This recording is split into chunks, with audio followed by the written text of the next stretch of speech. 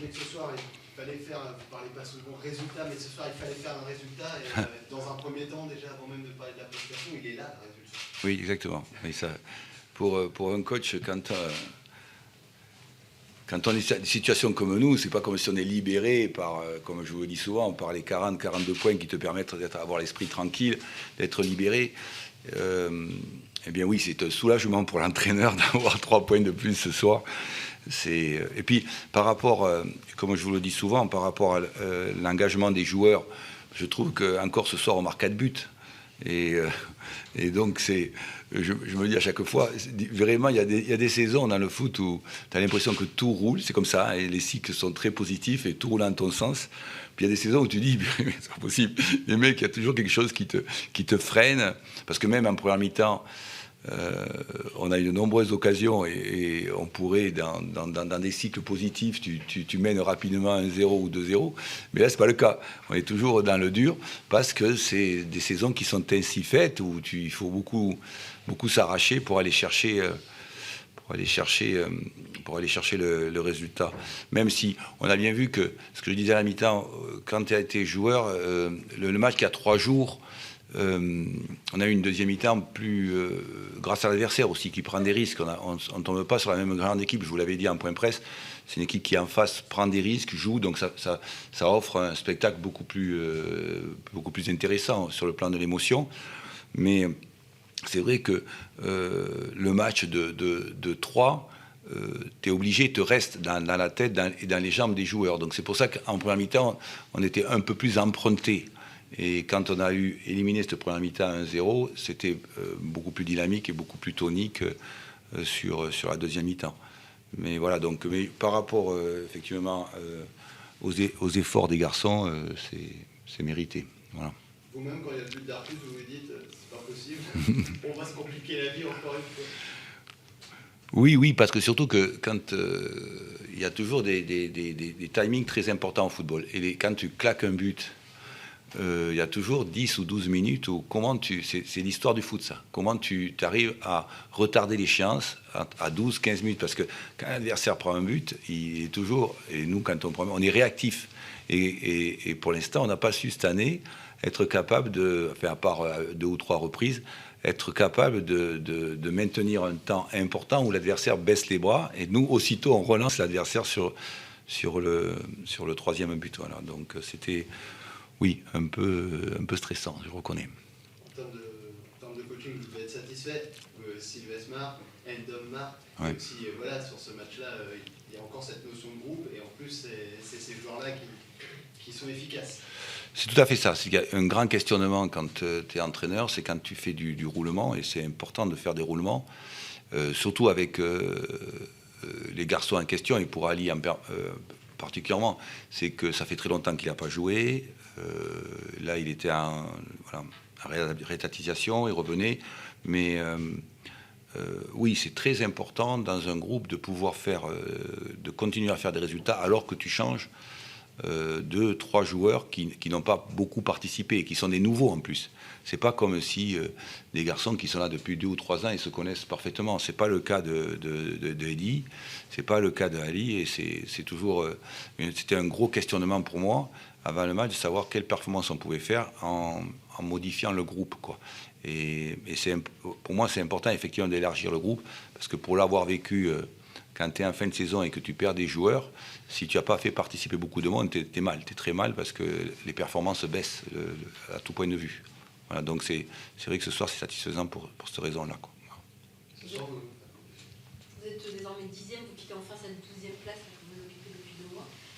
Mais surtout, un pas de plus vers le maintien, vous savez que c'est important de accrocher la barre comme ça des 40-42.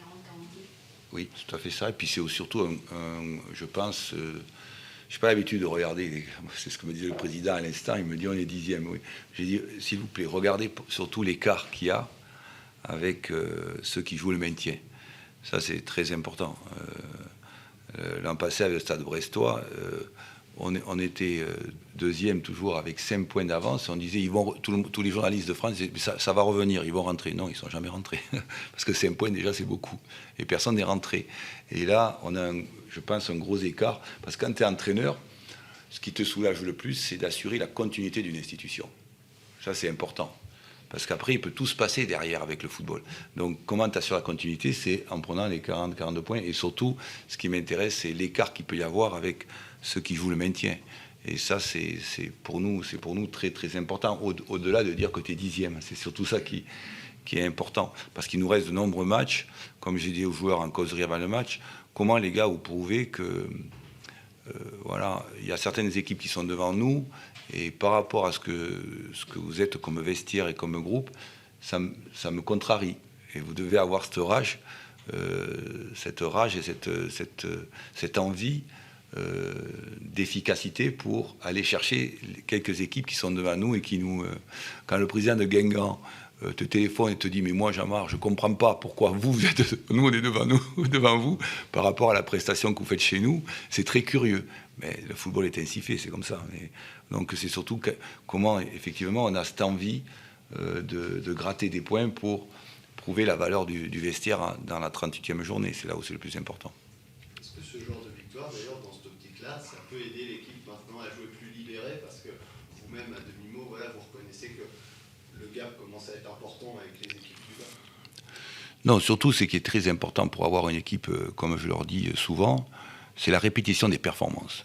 Ce qui fait la différence entre les uns et les autres des joueurs de haut niveau, lorsque tu as des joueurs de haut niveau, je leur dis, sont des gens qui, tous les week-ends, enchaînent les mêmes grandes performances.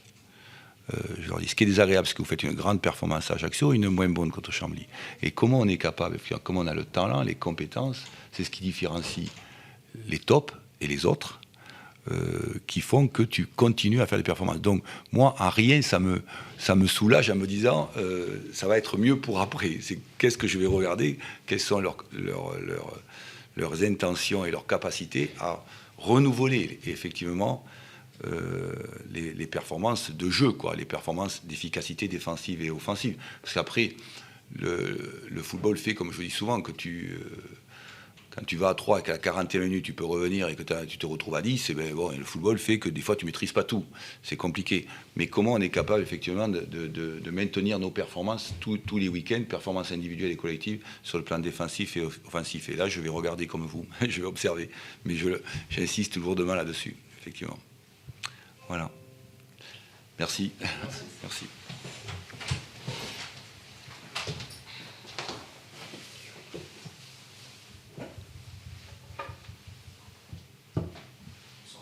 Bonsoir. Encore une soirée compliquée à l'extérieur, sur le but encaissé, et ces 2 buts, surtout autour de la mi-temps, qui nous font très mal. Oui, je crois qu'on a mal démarré le match. On n'a pas été à la hauteur au niveau technique par rapport à Auxerre. Auxerre a été très bon. Malgré cela, il n'avait eu qu'une occasion franche, jusqu'à ce qu'il y ait ce but de la 45e, but qui fait mal, juste avant de rentrer au vestiaire. Et donc on rétablit les choses à la mi-temps, où on redistribue un petit peu les cartes et on se dit qu'on va faire une meilleure deuxième mi-temps, et puis on rentre, on fait encore une erreur et on prend un deuxième but. Mais voilà, je crois que c'est un petit peu le lot de cette équipe. On est capable du meilleur comme du pire. Et la seule chose qui nous reste, c'est continuer à bosser et continuer à essayer d'éviter qu'il réapparaissent des erreurs qui sont trop importantes pour ce niveau-là. Franck, d'habitude, vous créez beaucoup d'occasions. Ce soir, ça a été un petit peu compliqué. Est-ce qu'on l'explique par votre animation offensive ou parce qu'Auxerre, défensivement, vous a posé des problèmes? Je l'explique surtout parce qu'Auxerre nous a pris le ballon et ne nous l'a pas rendu. Et surtout que lorsqu'on l'avait, le ballon, on l'a perdu trop rapidement. Malheureusement, on n'a pas su poser notre jeu comme on le fait d'habitude. Et en même temps, on est tombé sur une belle équipe. Je veux dire, bon, on le savait à la base. On savait quand même qu'il y a des joueurs qui ont joué à un niveau supérieur dans cette équipe. On savait qu'il y avait des joueurs de qualité. Mais on comptait sur notre bloc pour les empêcher de progresser.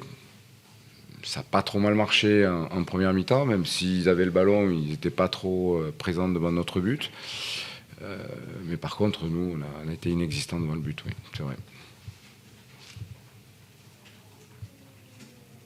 Vous avez toujours 18e, mais le moment on revient à hauteur, c'est un signe de plus qui... Je me demande s'il faut regarder derrière. Parce que derrière, ils seront toujours là, ou peut-être ils seront devant nous. Il faut regarder devant nous. Il y a des équipes à 6 points qu'on peut aller chercher. 6 points, c'est rien. Hein. Il suffirait, comme on dit toujours, hein, il suffirait qu'on enchaîne deux bons résultats d'affilée. Pour l'instant, sur les derniers matchs à la maison, ça ne nous a pas trop mal réussi. Il va falloir continuer. Voilà. Il faut garder toutes nos forces pour regarder devant, pour essayer de continuer à progresser, on ne va pas s'arrêter là, quoi. C'est-à-dire qu'aujourd'hui, on ne va pas baisser les bras, non, au contraire. Voilà. Il faut encore travailler pour arriver à ce qu'on veut. À la fin, c'est avoir 3 équipes derrière nous. L'association, cette équipe a quand même du mal à enchaîner des résultats, à être constante. Oui, c'est une équipe complètement inconstante. On est plombé depuis 4-5 matchs, on est plombé par des erreurs complètement, je dirais même inadmissibles.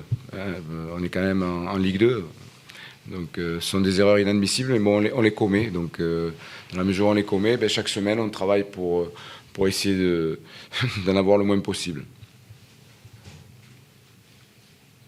On a vu quelques gestes d'agacement ce soir, c'est justement ce contexte-là qui fait que les joueurs à un moment s'agacent de répéter tout le temps ce type d'erreur qui coûte cher forcément au final. Oui, je crois qu'ils en sont conscients eux-mêmes. Je veux dire, ils donnent 100% d'eux à chaque match. En termes d'investissement, il n'y a rien à dire. Mais après, en termes de réflexion, parfois, lorsqu'on a le ballon dans les pieds, des fois on a la possibilité de faire une passe, on veut garder le ballon et derrière on le perd et on est obligé de courir. Donc voilà, il faut savoir réfléchir aussi sur un terrain. C'est bon.